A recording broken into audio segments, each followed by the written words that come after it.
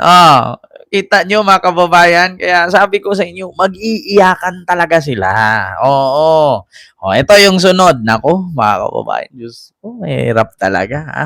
Pinayagan na po, mga kababayan, ni Cheese Escudero na buksan at isabina itong tax bank records at kanyang AMLAC record no ni Sara at ng kanyang asawang si Man Scarpio. So, dahil diyan, mga kababayan, umiiyak, mga kababayan, umiiyak po si Robin Padilla. Makikita mo talaga mga kababayan na kahit sunugin daw siya, mangangamoy Duterte pa rin siya. O, pakinggan natin ha, mga kababayan. Si Robin Padilla, mga kababayan, ay umiiyak.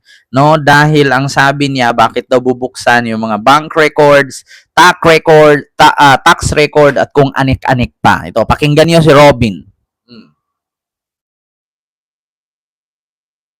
Nilinaw ni Senator Robin Hood Padilla sa impeachment trial na nagsumiti siya ng counter affidavit sa... Ay, hindi yan mga kababayan na ito po. Umiiyak si Robin, mga kababayan, dahil sa tax ni Sara, no? Dahil bakit daw bubuksan yung tax? Ito. Saan ba 'yon? Saan na ba 'yon, mga kababayan? Umiiyak si Robin. Ito. IBS-CBN kasi to ha. O, hindi ko to iharap. Mahal na tagapamahal ng hukom, mga kababayan, pakinggan lang po natin yung boses ni Robin. Ha, ipakita ko sa inyo, ayan po ha, mula po yan sa ENC News or ABS-CBN. Yan po si Robin. Ang sabi ni Robin dito sa day 7 ng impeachment trial ni Sara, patungkol sa pagsabina at pinayagan ni Cheese Escuderong isabina, no, ang mga tax record, ang kanyang AMLAC at kanyang bank account. Si Robin po ay umiiyak. Ito po, pakinggan natin ha. Ang testimonya or manifestation ni Robin. Hindi ko alam, irrelevant manifestation yata to ha. Cool po doon sa nangyaring ruling. Nais ko lang po sanang magmanifesto. The gentleman may proceed.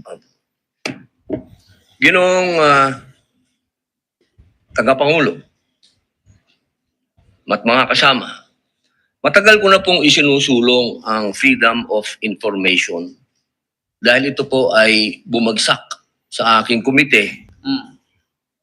Ito po ay tunay na kailangan natin sapagkat dito po talaga natin mapapatunayan yung sinasabi nating public trust. Pero meron din po kasing napakahalaga yung tinatawag na equal protection of the laws. Sang-ayon po sa Artikulo 3, Section 1 ng ating Konstitusyon, Bill of Rights, ang nagsasabing hindi dapat alisan ng buhay, kalayaan o ari-arian ng sinumang tao ng hindi kaparaanan ng batas. Ni pagkaitan ang sinumang tao ng pantay na pangangalaga ng batas. Ang mga pamantayang ginagamit natin ngayon ay dapat pareho ring ipinatutupad sa lahat ng impeachable officials. Ano man. Sabi niya, yun daw pamantayang ginagamit nila ngayon, yung pagsabina sa mga tax at bank account record ni Sara at ni Man Scarpio ay sana ipapataw din, no, sa lahat ng impeachable official. Di ba kaya ka nga na-impeach dahil dyan? Sino bang na-impeach mga kababayan na hindi binuksan? Si Erap na-impeach, kinalka lahat ng pera, ari-arian, kinuha ng PCGG. Si Corona, ganun din, na-impeach, kinalkal din yung bank account. So, pagdating kay Sara, sasabihin mo, kailangan ipataw sa lahat ng impeachable official. Mga kababayan, napakasimple lang naman yan. Wala pa naman ako nakitang na-impeach na hindi kinalkal ang bank account. Unang-una, kapag ipag-isipan kang impeach or i-impeach, unang tignan talaga dyan, bank account, Robin naman. Sige nga, Robin, magsabi ka nga, sino bang na-impeach dyan na opisyalis ng gobyerno or in-impeach, no? Or nireklamo sa impeachment or may complaint na impeachment na hindi kinalkal ang mga bank records at bank account? Wala pa naman siguro Sino po bang hindi kinalkalan? Lahat naman kinalkalan. Si Erap nga, makuha ba tong mansion niya dun sa Boracay? Yung mga bahay niya din sa may Taytay, no? Di ba may mansion siya sa Taytay? Sa Boracay, yung mga bahay niya sa San Juan, yung mga bank account niya, mga ari-arian niya, naalala nyo, di ba? Oh. Kinalkal naman na. Kay Corona, ganun din. Mga kababayan, pang-ilan po ba si Sara Duterte na inimpeach? Hindi ba pangatlo pa lang si Sara? Si Erap, si Corona, si Sara. Pangatlo pa lang naman si Sara. O, pang-apat si PBBM. Wala namang kwenta yung impeachment nila kay PBBM. Hindi man tumalab. Wala mang ebidensya. So, ano pa lang, pangatlo pa lang si Sara. O, pakinggan natin si Robin, ha? Iwan ko ba dyan kay Robin? Ang kanilang pangalan, oposisyon. Hindi ko po makakalimutan ang naging pahayag ng dating Senadora Miriam Santiago dito mismo. Siya po ay isang huwes Ma'am at ginagalang Pinariez. na propesora ng batas. Ang sabi niya, constitutional analysis is a technical field. Ang pagsusuri sa konstitusyon, Buti Robin, patay na si Miriam. Kung buhay si Miriam ngayon, tapos sinabi mong ganyan, halos araw-araw ka sigurong iniinsulto ni Miriam. Siguro araw-araw kang pinapagalitan, sa totoo lang. Kung nandyan si Miriam Santiago ngayon, si Robin hindi makapagsalita yan. Parang si Philip Salvador, parang si Lito Lapid lang yan, nagsusuot ng robe, tas nakaupo. Kung nandyan si Miriam, tandaan niyo mga kababayan, pasalamat ka buhay, patay si Miriam. Ginamit mo yung mga kasabihan niya. Kung buhay yan, sabihin, mamaya mo na gamitin yan. Mamaya mo gamitin yan. Questionin agad yan, sino ba sa mga inimpeach natin dito na hindi kinalkal ang bank account? At bakit mo sasabihin na kailangan lahat patas? Kung kakalkalin kay Sara, kakalkalin lahat ng mga impeachable, official. Lahat naman kinakalkal. Sino bang inimpeach na walang kinakalkal na pera? Kinukumpis ka pa nga eh. Continue. ay hindi isang sining. Isa itong technical na larangan. Hindi po dapat ito ini-interpret ng basta-basta o kailangan may due process. Nung una ko pong narinig kanina na ipaliwanag po ng ating Senator Judge Alan Peter Cayetano, tinanong sa prosecution kung ganito rin ba ang ginawa nila noong may impeachment kay Presidente Bongbong Marcos. Alam nyo, ganun lang yan, Senator Robin, napaka-simple yan. Tinanong daw ni Alan Cayetano, noon bang inimpeach si PBBM, kinalkal ba din daw yung mga bank account? Ganito kasi yan, napaka-simple yan, Senator Robin. Ganito yan.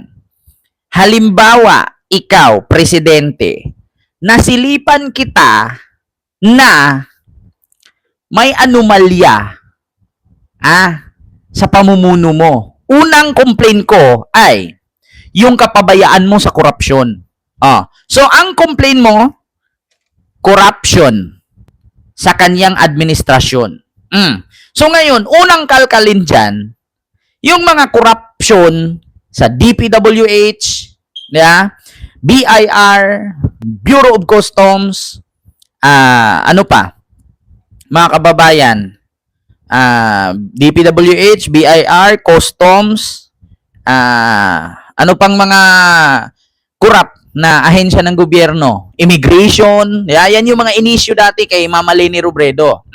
So ngayon, kung ang complaint kay PBBM ay patungkol sa korupsyon sa DPWH, malamang sa malamang, yung kakalkalin nila, yung mga opisyalis ng DPWH at yung pondo ng DPWH. Ngayon, bakit mo kakalkalin yung bank account ni PBBM kung ang complaint mo ay patungkol sa korupsyon sa DPWH? Kay Sara kasi, ano bang complaint kay Sara? Ang complaint kasi kay Sara, mga kababayan, ang complaint kasi, LTO at saka KAAP, yan kasi yung mga matunog na may mga korupsyon. Ngayon, ang complaint kasi kay Sara, unang-una, Senator Robin Padilla, sa kanyang impeachment ay ang unexplained wealth. Isa yan sa complaint. So, pag sinabi nating unexplained wealth, ano bang unang kakalkalin? Malamang yung bank account niya. Kung nag-impeach ka dyan, nag-file ka ng impeachment kay PBBM, tapos sinabi mo, bakit biglang yaman si Marcos? Malamang sa malamang, ang kakalkalin, yung bank account ni Marcos. Nung impeachment ni PBBM, ano bang in-impeach, ano bang kinumpli nila? Corruption. Corruption. Hindi naman nila sinabing corrupt si BBM. Ang sinabi nila doon, corruption ang administrasyon. Oh. Eh kung nag-complain, edi Senator Robin, mag-file ka ng complaint, impeach mo si BBM, sabihin mo bakit siya yumaman. O di kakalkalin din yung bank account ni BBM. Ang problema kasi sa complaint ni Sara sa 2026 impeachment ay unexplained wealth, confidential fund, at yung mga maanomalyang disclosure sa DepEd na pera. Pera kasi, ang issue ni Sara, pera. Malamang kakalkalin yung bank account niya. Kay BBM kasi hindi man pera ang complaint doon. Corruption sa DPWH. Yun kasi, yun, Senator Robin. Corruption sa DPWH. Ang kwestiyon. Korupsyon at droga. Kasi ganun daw si BBM, ganun. Ganun si BBM, bakit kakalkalin mo bank account? Ganun ang inisyo ninyo. Droga-droga, kukin-kukin. Kay Sara, ano bang una na complain kay Sara? Unexplained wealth. Saan dinala ang confidential fund? Bakit ganyan kalaki ang pera niya? Continue, Senator Robin. Mahirap bang intindihin yan? Napakalinaw po na ang sagot nila ay hindi naman sila nagtanong. O kaya nga, Hindi sila hindi nga sila nagtanong sa pera ni Marcos. Kay Sara kasi, ang tinanong nila, pera ni Sara. Hindi ngayon, Robin, kung gusto mo palang kalkalin ang bank account ni Marcos, mag-file ka ng complaint. Simple. Yan ang sakit ninyo mga DDS. Sabi nyo, corrupt si BBM, magnanakaw si BBM, pero hindi kayo nagpa-file ng kaso. Dapat kinasuhan nyo si BBM. Andiyan naman yung ombudsman. Filean mo na corrupt siya. Filean mo ng kaso na corrupt siya. Tapos, pakalkal mo yung bank account niya, di tapos ang usapan. Bakit? Robin, Senator Judge ka, hindi ka defense ni Sara ha. Tandaan nyo yan. nagsaliksik kung paano ang ginagawa nila ngayon sa pangalawang Pangulo. Ang akin po lamang, makatarungan ba na hindi parehas ang trato natin dito? Dapat sana parehas.